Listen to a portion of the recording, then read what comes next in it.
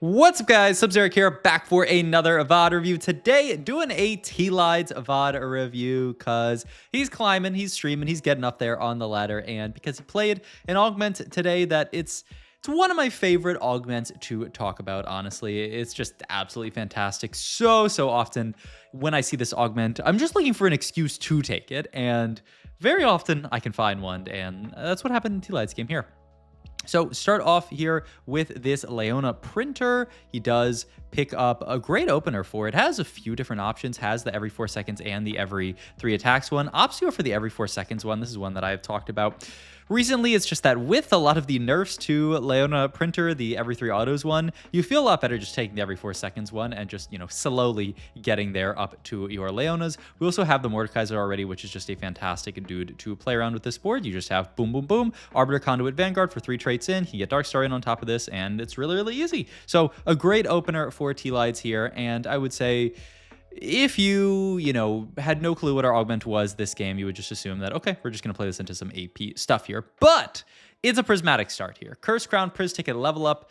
I don't think there are any amazing Pris Ticket lines to play into here. A lot of the super strong reroll stuff, obviously like Samira's not as strong as it once was. Curse Crown is just, you need a really crazy spot to take it on 2-1. And the level up, I think, is fine. It's a decent enough econ augment. But we roll here and we see Shimmerscale Essence, which, spoiler alert, is the augment that we are going to pick up here. This augment just feels amazing. We also end up in kind of a funny spot here where we know that we're going to print the Leona 2 to play around, but I mean, we find this 2-star Meepsy here, and we feel like, okay, well, I have to play around the Meepsy too. I mean, there's no reason not to. And so this is going to be our board, actually, is just this 2 Arbiter. We actually, are still even playing Arbiter on this board with the idea of printing a Leona 2, but this is going to be the setup that we play around. And actually, we're going to farm but end up losing here. Rest in peace, actually. Just no slam here means that we do end up losing to this Primordian board here. But why do I like this augment so much? Well, I mean, if you've played around it at all, you probably have a pretty good understanding of it. They did nerf Mogul's Mail the patch before last, or actually, no, this patch, right? They did nerf this item a little bit, so it's not as broken as it once was, but still. At the end of the day, this is 2 full items that you get for a prismatic augment, which is, pretty reasonable rate when you consider that, it's a 2-1 augment, though obviously one is delayed.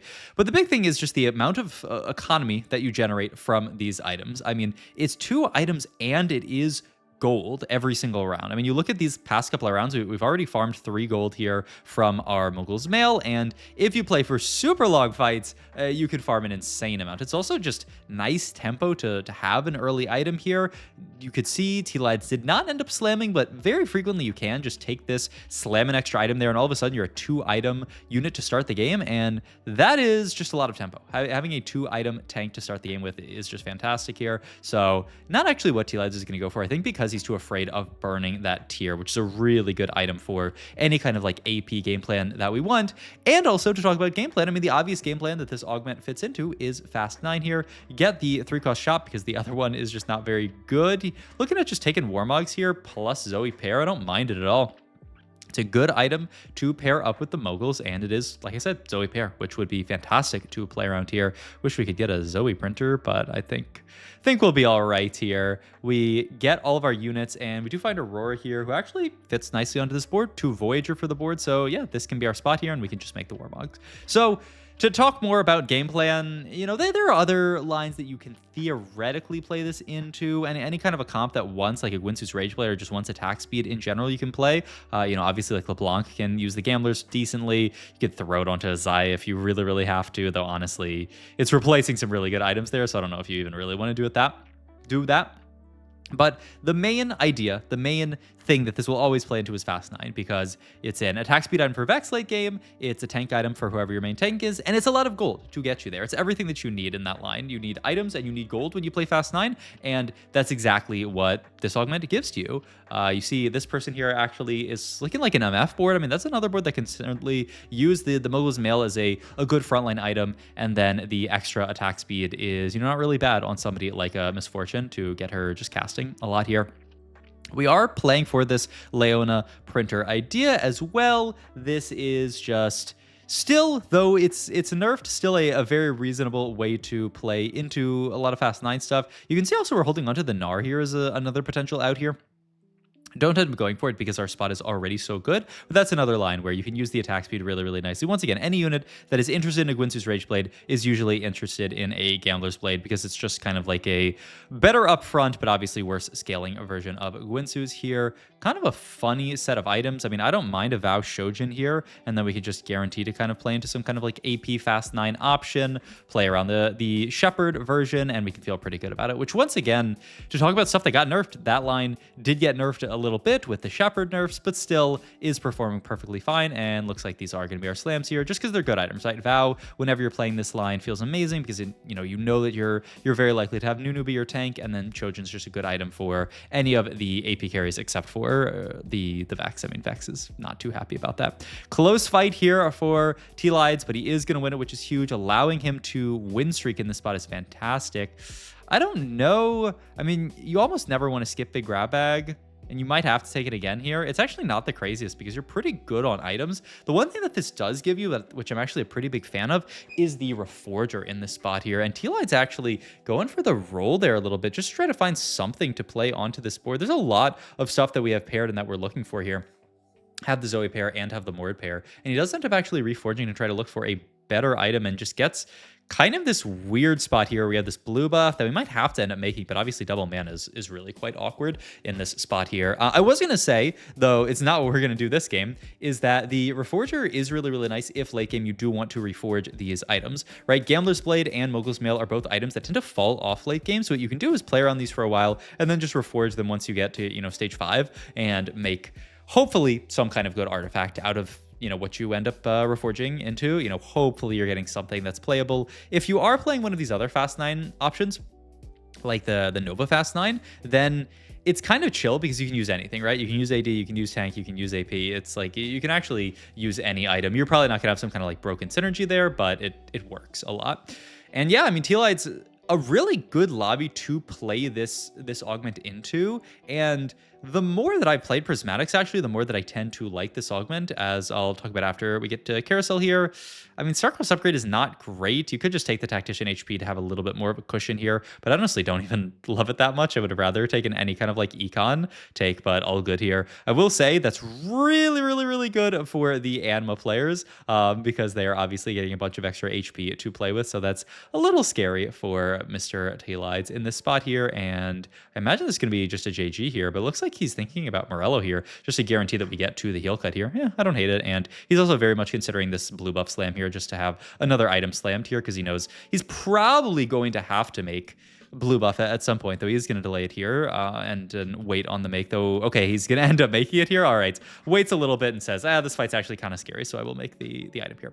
But yeah, the other thing about this augment, the more that I've played in these Priz lobbies, the more I actually like this augment a lot, because I find in a lot of Priz lobbies, people are taking these Lost Geek style augments, right? They're taking stuff like the Forged in Strength. They're taking, Hedge Fund 2-1. They're taking all these augments that actually Comeback Story, boom, we rotate into here. Another great example of an augment where somebody's going to take this and they're lost streak from it. So weirdly enough, Priz lobbies will oftentimes in the current meta end up being pretty soft during stage 2 and stage 3, much softer than you would think. It's kind of funny. I've had way stronger silver augment lobbies during stage 2 than I have had prismatic lobbies, just because like every silver augment person is taking like kickstart and starting with a 2-star 2 cost, and all the Priz players are taking augments that do like basically nothing, and then eventually we'll get some value out of it. So you can see we took this augment, we got the extra items, we have a kind of upgraded board, but honestly like not even that upgraded,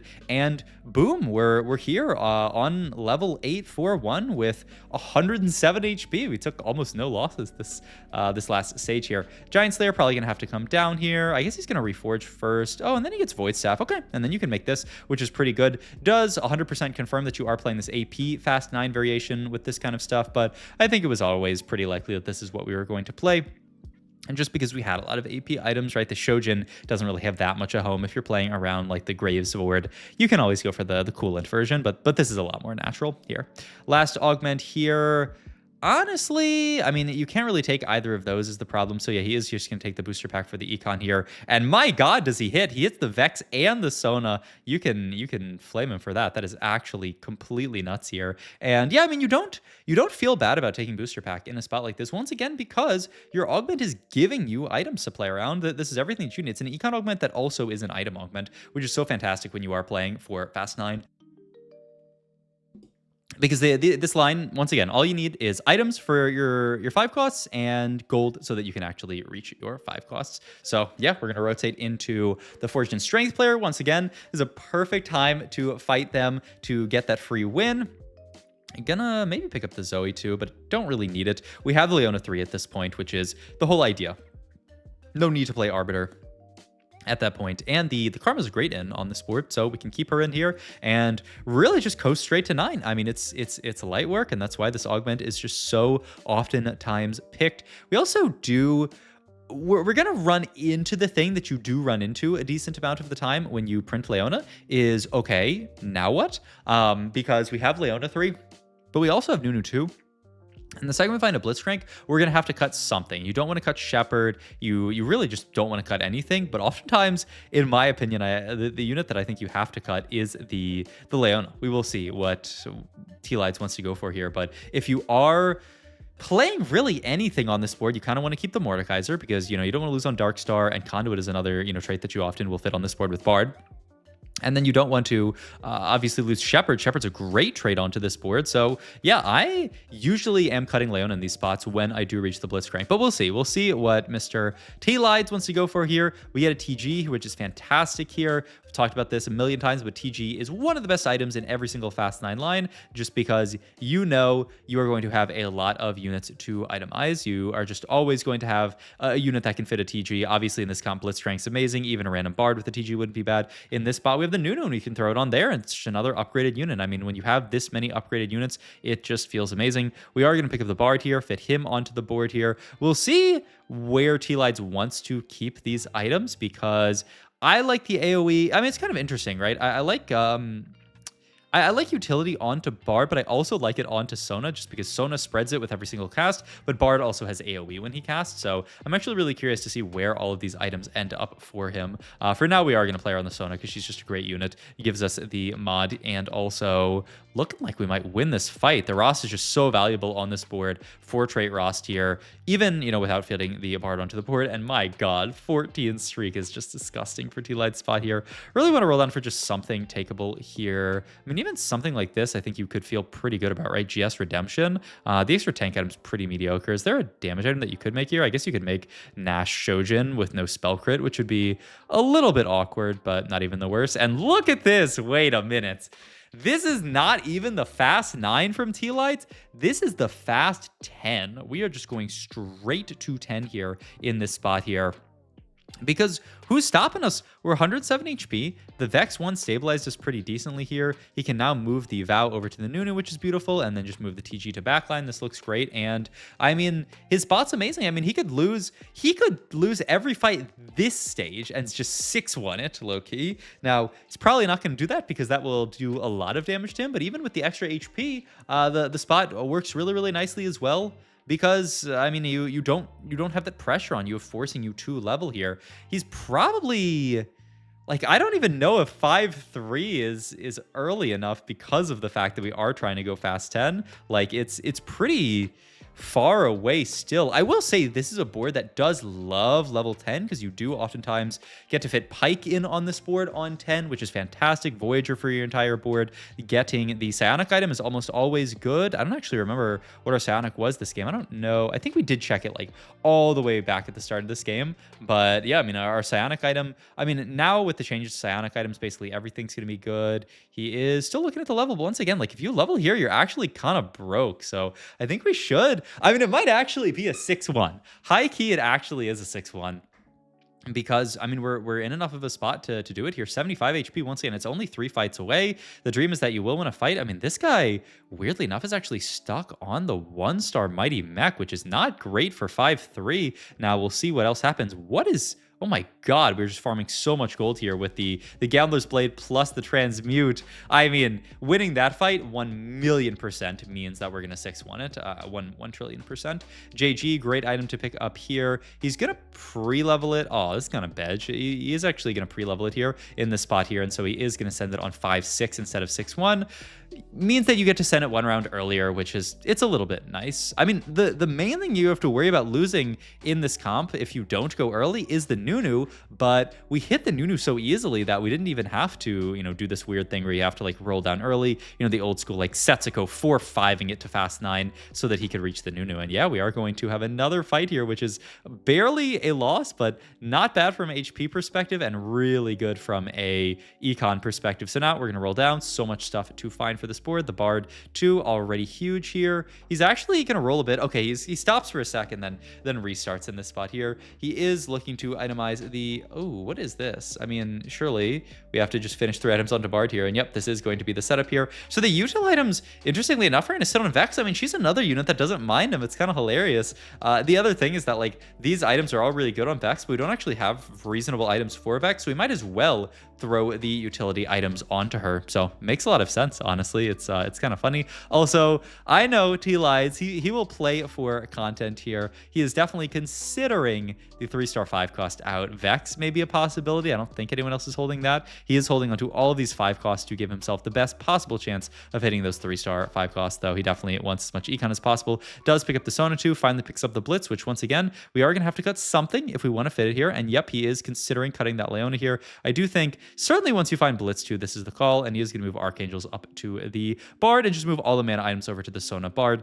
Being a conduit doesn't really need a mana item much. You can see here he casts pretty quickly anyway. You just want a lot of damage onto him, and the Sona does not mind the double mana or just as much mana as possible because of the way that her ability works. She's trying to get up to that big boom cast, so makes a lot of sense. And yeah, we are going to win another fight here, 6-1. The upside for tleyds on the 3-star 5 cost out is the people are pretty healthy here. Soraka, Boon, plus extra HP make this a very healthy lobby. I mean, 6-2, and there's 5 people alive, and I mean, across the entire lobby, we have like 140 HP. I mean, that's pretty crazy for the stage, but I mean, if most of the lobby got plus 12 HP, I mean, that will do it here. I guess we do also have to think a little bit about getting outcapped, but honestly, the board caps really, really nicely. Have to deny things like 3-star 4 costs, but outside of that, I think we will be totally fine to just chill on this board here. And yeah, top 4 locked in for Greg in this spot here. Also, does anyone know, is Greg like officially name changing to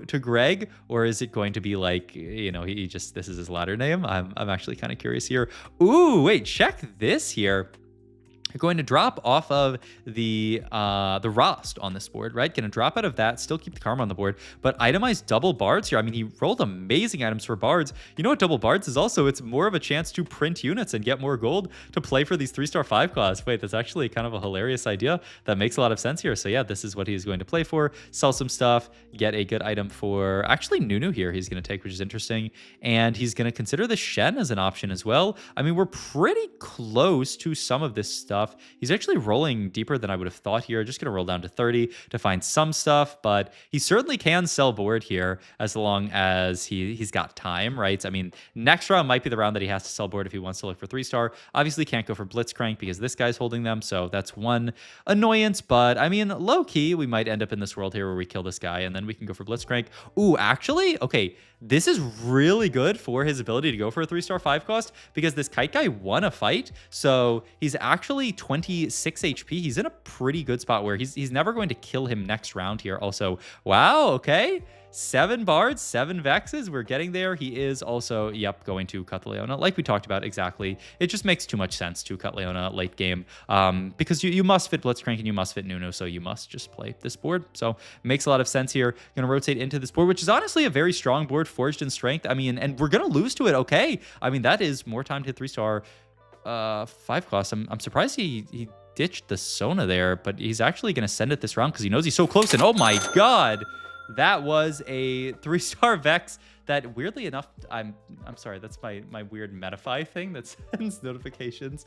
That's actually kind of hilarious that it went with that of just him hitting the Vex. I should have said that I video edited this, but I mean, that's Wow, I mean, easy enough. We hit the Vex 3, and he's going to roll. He's going to look for the bar 3 as well. Oh my god. He's sending it. Can he find it? He's so unlucky. He doesn't even find it with all of this gold. Had a little bit left to roll here, but it's fine. Vex is going to delete the entire board here, and it's going to be a dub for tleyds here. So great game. I mean, just an absolutely crazy dub. And I mean, it's the perfect game from this this prismatic augment. I mean, it shows just absolutely the power of it. So, hope you guys enjoyed this video. As always, if you did, please like, comment, and subscribe. Check out my Twitch and Metafy. I'll make the links down below, and I will see you guys in the next one. Thanks for watching, as always. Bye-bye.